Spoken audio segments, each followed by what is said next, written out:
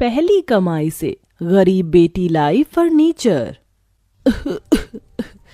आशा दीदी, चूल्हा बुझा दो ना, देखो कितना धुआं हो रहा है।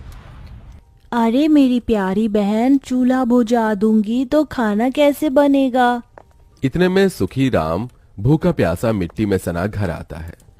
पिताजी, आ गए आप? आशा बेटिया, बड़ी जोरों की भूख लगी है। हाथ मुंह धो लो बाबा, खाना तैयार है। चंदा, जल्दी से बाबूजी के लिए खाने की थाली लगा दे और बोरी बिछा दे। चंदा अपने गरीब पिता के आगे रोटी नमक परोस देती है। क्या बात है कस्तूरी, तरकारी नहीं थी क्या? तभी गरीबी से झुंझलाकर कस्तूरी ने कहा, अजी तरकारी होती तो बेटी नून रोटी थोड़ी परोसती, जो रखा है खा लो। बेचारा सुखीराम मन मारकर नमक रोटी खाने लगा। तभी आशा आंगन में आकर रो पड़ी। हे भगवान, ये तेरी कैसी लीला है? सारे दुख हम गरीब को क्यों देता है? न रहने को एक अच्छा घर देता है, न खाने को अच्छा खाना, और न सोने को अच्छा पलंग या बिछौना। पिताजी एक अकेले हम सबका पेट चलाने के लिए कितनी मेहनत करते हैं, फिर भी उन्हें ढंग का खाना भी नहीं मिलता। तभी आशा आंगन में धनिया उगा देखती है। मैंने तो उस दिन ऐसे ही वो खराब धनिया के बीज आंगन में छींटे दिए थे, पर देखो कितने हरे धनिया उग गए हैं। इसी की चटनी पीसकर सबको खाना खिला देती हूँ। आशा उस धनिया की चटनी पीसकर अपने गरीब परिवार को खिलाती है। सुखीराम के परिवार में बूढ़ी माँ, बीवी और 2 बेटी भी हैं। वो किसी तरह किसानी करके परिवार देख रहा है। खाना खाने के बाद बूढ़ी चमेली ठिठुरते हुए कहती है, आशा बेटी, जल्दी से बिछौना लगा दे। जी दादी माँ। फिर वो गरीब बेटी बोरी बिस्तर लगा देती है और उस पर एक गुदड़ी बिछा देती है। पूरा परिवार एक लाइन से झोपड़ी में लेट जाता है। तभी चंदा कहती है, दीदी, ये बिस्तर कितना गड़ता है। काश कि हमारे घर में भी पलंग और गद्दा होता तो हम भी अच्छे से सो पाते। हमारे भी घर में फर्नीचर होना चाहिए। चंदा की ये बात सुनकर दुख से कस्तूरी ने कहा, बेटी, फर्नीचर अमीरों के घर में ही शोभते हैं। हम ठहरे झोपड़ी में रहने वाले गरीब, हमारी सारी जिंदगी जमीन पर सोते ही बीतती है। ऐसा कहते हुए कस्तूरी की आंख में आंसू आ जाते हैं। जहां अमीरों के घर में आलीशान महंगे फर्नीचर होते हैं, वहीं गरीब के लिए सुख सुविधाओं से भरे घर, सुंदर घर में रहने की चाहत पूरी कर पाना एक सपने जैसा होता है। अगले दिन जब आशा आंगन बहार रही होती है, तभी वहां पड़ोस की अमीर प्रेमा रानी के घर में फर्नीचर उतरते देखती है। भैया, एक एक फर्नीचर अच्छे से उतारना, बड़ा महंगा पड़ा है सारा सेट। और ये गोदरेज की अलमारी तो लाख रुपए की पड़ी है, एक भी खरोच नहीं आनी चाहिए। माँ ठीक कहती है, एक अमीर गरीब की जिंदगी में कितना अंतर है। अमीर लोग हर साल फर्नीचर बदल देते हैं और हम जैसे गरीब अपने घर के लिए एक ढंग का अलमारी, सोफा, बेड, कुछ भी सामान नहीं खरीद पाते। थोड़ी देर में प्रेमा मिठाई लेकर आशा के घर आती है। कस्तूरी, अरे ओ कस्तूरी। प्रेमा बहन, आप यहाँ? ये लो पेड़े खाओ और मुंह मीठा करो, मेरे घर नया फर्नीचर आया है। बहुत बहुत मुबारक हो प्रेमा बहन। अरे तुम लोग भी एक आध फर्नीचर ले क्यों नहीं लेते?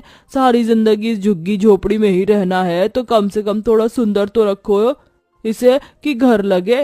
अभी जमीन पर सो रहे हो, घर में एक पलंग भी नहीं। अरे कम से कम एक फ्रिज और एक सोफा सेट और 2-4 कुर्सी तो होनी ही चाहिए, ताकि घर में कोई आ जाए तो बिठा सके।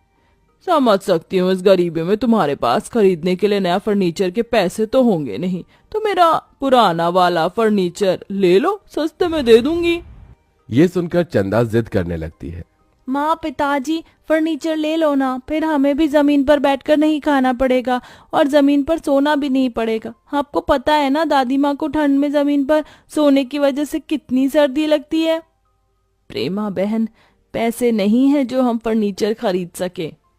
ये सुनकर प्रेमा कस्तूरी और सुखराम की गरीब बेटी की ओर देखकर कहती है, कोई बात नहीं, तुम पलंग और अलमारी ले आओ। पैसे नहीं देने को तो तुम्हारी बेटी कुछ महीने मेरे घर में झाड़ू बर्तन कर देगी। ये सुनकर सुखीराम के स्वाभिमान को बहुत ठेस पहुंचती है। बहन जी, आपने सोचा भी कैसे कि मेरी पढ़ी लिखी बेटी झाड़ू पोछे का काम करेगी? नहीं चाहिए हमें कोई फर्नीचर। इस गरीबी में हम इज्जत की रोटी तो खा रहे हैं, वही बहुत है हमारे लिए। आप चली जाइए। हाँ जा रही हूँ, मैंने तो भलाई सोची थी, मगर तुम गरीबों की हालत उन गटर के कीड़े जैसी है जो नाली में रहना पसंद करते हैं। हाँ। प्रेमा अपनी अमीरी की ऐठ दिखाते हुए चली जाती है, मगर उसकी कही बातें आशा के मन पर लग जाती हैं और अगले दिन वो अपनी 12वीं के सर्टिफिकेट के साथ काम ढूंढने निकल जाती है। भगवान, मैं गरीब की बेटी हूँ, पता नहीं 12वीं के बेस पर मुझे कोई काम देगा या नहीं, बस आप देख लेना।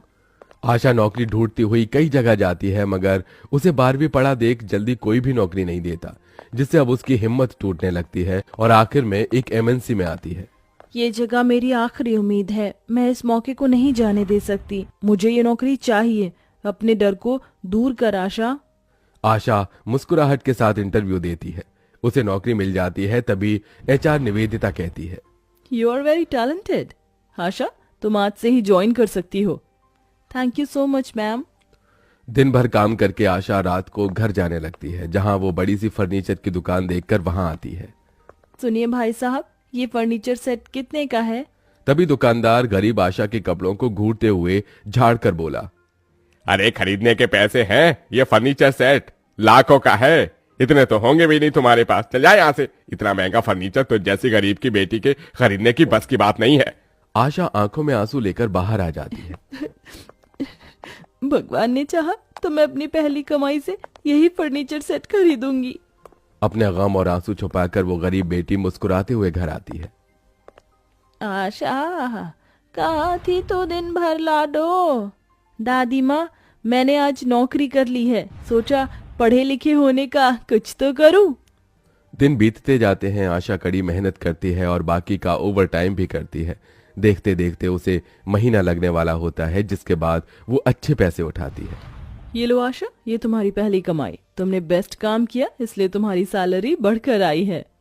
अपनी पहली कमाई को हाथ में लेकर वो गरीब बेटी फूट फूट कर रोती है। थैंक यू भगवान जी। वो अपनी पहली कमाई के साथ फर्नीचर की दुकान पर आती है, जहां उसे लकी ड्रॉ दिखता है। इस लकी ड्रॉ में तो 50,000 रुपए में भी बढ़िया फर्नीचर सेट मिल रहे, मैं इसे अपनी पहली कमाई से ही खरीद सकती हूँ। आशा दुकान में आकर फर्नीचर सेट खरीद कर उसे ट्रक में लाद कर अपनी गरीब झोपड़ी में आती है। जैसे ही फर्नीचर उतरता है, तभी उसके गरीब माँ बाप, दादी और बहन बाहर आ जाते हैं। अरे आशा बिटिया, ये सारा फर्नीचर का सामान किसका है? ये सारा फर्नीचर का सामान अपना है माँ, मैंने इसे अपनी पहली कमाई से खरीदा है, अपने परिवार के लिए। ये सुनकर चंदा बहुत खुश होती है। अरे वाह दीदी, इसमें तो फर्नीचर का सारा सामान है, सोफा, पलंग, अलमारी, कुर्सी और खाना खाने के लिए डाइनिंग टेबल भी है। अब तो हम भी अमीर हो गए, हमें जमीन में बैठकर नहीं खाना पड़ेगा और हम उस गुदरी के गड़ने वाले बिस्तर पर भी नहीं सोना पड़ेगा, हम भी गद्दीदार बेड पर सोएंगे। चंदा की बात सुनकर उन गरीब परिवार वालों की आंखों में भी खुशी के आंसू आ जाते हैं, जिसके बाद वो सब लगकर घर में फर्नीचर सेट करते हैं। देखो माँ, दादी देखिए, दादी फर्नीचर लग जाने के बाद हमारा गरीब घर कितना अच्छा लग रहा है और ये सोफा कितना नर्म है, मैं तो इसी पर सोऊंगी। हाँ मेरी प्यारी पोती। सभी के हंसते मुस्कुराते हुए चेहरे देखकर पिता सुखराम डबडबाई आंखों से अपनी गरीब बेटी को देखकर कहता है, कस्तूरी, कौन कहता है कि बेटी बेटा नहीं बन सकती? बेटी अगर चाहे तो बाप का कंधा उसका दाहिना हाथ बन जाता है, हमारी आशा की तरह। इस फर्नीचर को लाने के लिए तूने इतनी मेहनत की मेरी बच्ची। पिताजी, आप भी तो हमारे लिए कितनी मेहनत करते हैं और खुद धूप में खेतों में जलकर भी मुझे पढ़ाया लिखाया, तो इस बेटी का भी तो फर्ज बनता है। उस दिन आशा का पूरा परिवार फर्नीचर के महंगे डाइनिंग टेबल पर बैठकर खाना खाता है और फर्नीचर लग जाने के बाद उस गरीब का घर सुंदर दिखने लगता है।